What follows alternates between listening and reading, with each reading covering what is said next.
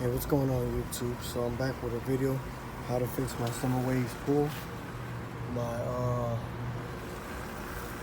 My pump went out. My wife called me talking about it's not working anymore.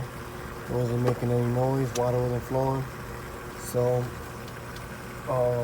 she had to tell me to come fix it.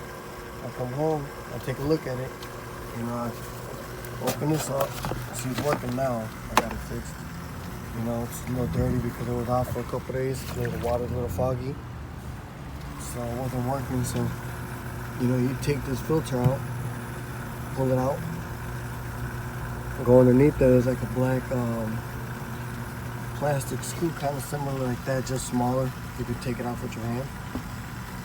You unscrew it, and then it comes off in two pieces, like a cap with a little rubber ring grommet on there, and then it has like a little black propeller with a magnet, strong magnet that goes attached to it, and then it goes down to another little rubber grommet that goes straight down.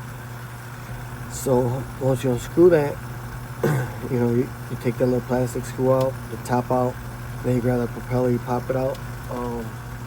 Easiest way is using some needle pliers. Those needle pliers going in there, grabbing it, pulling it out. And so this is what broke in there. It's like a ceramic or porcelain rod. It's about an 1/8 inch thickness with about 3 1/4 inch long.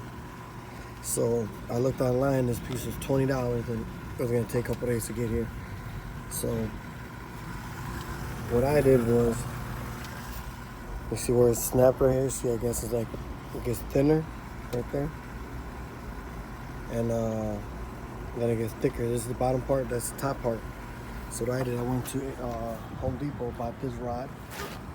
It's an 1/8 inch by 3 feet steel rod. I mean, I couldn't find brass, but whatever it is, just temporary, I guess. See what happens. I cut it about 3 1/4 inch long with these things. Bolt cutters real quick, so quick and smooth. And I just replaced it with that part. I put the rubber grommet down, put the little thing inside rubber grommet, put the little black propeller thing through it, then the top, and then the screw. And I stuck it all in there and I screwed it in. And at first it wouldn't come back on. So what I did was stick my hand in there while it was plugged in to the power. And I unscrewed it, wiggled it a little bit, adjusted it, so it could be perfect.